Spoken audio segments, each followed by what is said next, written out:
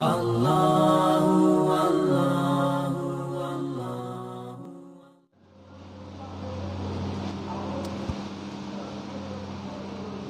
علیہ السلام الله ته ویل چې خدای پاکه دا ستا نعمت چې کله ما له راکړې زه پرې شکر ادا کړم.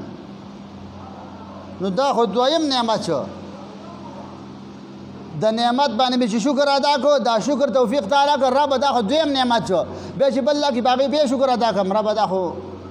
ګرانه ده هر نعمت خو زه شکر انسان یم عاجز یم. الله وایي داود علیه السلام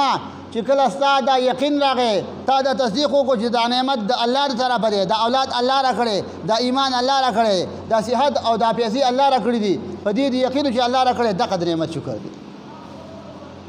خو چې الله را کړی دی بیا چې الله څنګه غواړي عقص استعمال به کوي موږ د خپل استعمال هغه چې دا یو خبره ورته وشي د خپل خو تپوس نه کوي خو که داسې ورته ویلی چې پلان عامه خبره وشي چې د حقوقو باره کې نو بس بیا وایي دا ملا لیونی دی دا موږ نه قلاریږي په موږ کیسې ګوري که نه. الله بنده احسان په ځان وګڼه د خپله تعالی دا لابودي وه چې ته عالم نه تللی وې چې زه واده کوم څرنګه یې وکړم زمونږ کمړی راغلی دی طریقه یې څه ده کور جوړوم کومه طریقه ده دا تپوس څوک نه کوي. نو شکر ادا کوي دا صرف پاکستان کې د ازادي ده چې علما برملا اوره خبره کوي نور ملکونو تاسو خلکو ته تپوس کوئ که نه په ګیره پابندي ده ګیرې له به لیسن جوړی او حکومت له به دا لیکل ورکوې چې ګیره پرېږدم خو زما ضمیر یې غواړي د نبي طریقه نه او که تا نه بیا په تا ثبوت وشو چې تا د نبي په طریقه پرېښې ده بیا به جیل له دی.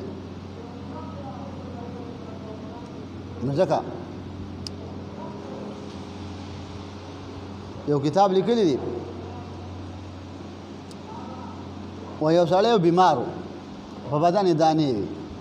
او بدحاله پروت و هېڅوک یې خواته د خدمت نه و په سترګو ړوند و. نو زه خواله رالمه او دې سړي به دا ویل چې الله تعالی ستا شکر دی تا په ما باندې لوی انعام کړی. ما ورته وویل چې عجیبه خبره ده په سترګو ړوند دی سترګې لوی نعمت دی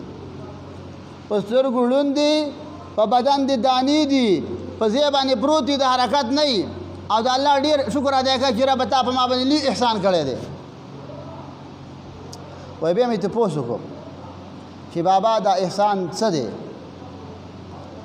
ویل ما ته ویل چې الله تعالی زه مسلمان پیدا کړی موږ تاسو الله له درخواست نه دی ورکړی اپیل هم نه دی ورکړی دا د جنت ټیکټ دی د سعودي ټیکټ چې د سره دی څنګه یې ساتي شناختي کارت څرنګه په کاغذونو کې بندې او جمعیت پې ختم شي بیا غلنۍ ده لکړ او دا غلنۍ ده لکړ ده څنګه حفاظت یې کوې او شناختي کارت سره نه ونې څه به وشي هېڅ هم نه کېږي اخري شپېته کاله خبره ده که نه او ایمان الله تعالی د جنت ټیکټ درکړی دی خبر هم ترې نه او بیا دا پېژنې هم نه چې ایمان وایي څه ته دا ایمان پېژندل پکار دي که نه ایمان څه ته وایي یو سړي تپوس وکړي بابا شپېته کاله په دې اسلام کې تېر شو دا ایمان راته ووایي چې څه شی دی ما ته پته نه لګي د جنت ټیکټ دی همیشه دپاره سودا ده د هغې ټیکټ دی او خبر هم ترې نه دا ضایع کېږي کتابونه لیکي سهار به سړی مسلمان وي مازدیګر به کافر وي څرنګه به کافر وي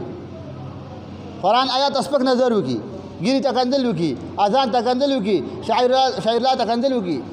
سړی څه شو ایمان نه خارج. نو یو ته ومویل چې بابا زه دې څه خدمت وکړم ویل داسې خبره ده زما یو بچی دی هغه زما خدمت کوي او دا 2-3 ورځې کېږي چې ورک دی کله اودس کړم ما لوټه راله راوړي اوبه هم راته راواچوي زه په سترګو ړوند یم پاڅېدی خو نه شم. که دا یو کار کولی شي چې زما دا بچی تالاشي وکړه پسې وګرځه چې څه شو 3 ورځې کېږي او دلته تنها ناست یم وایي زه چې کله بهر ووتلم وګرځېدلم معلومات مې وکړو بچی مې چې پیدا کړه هغه حیواناتو خوړلی ازمرو کتابونه لیکي ازمرې په هفته کې 1 ځل خوراک کوي 1 ځل او دا وایي کله چې اواز کوي ربه زما مخې له دینداره سړی مه راولي هغه کې هم رحم شته.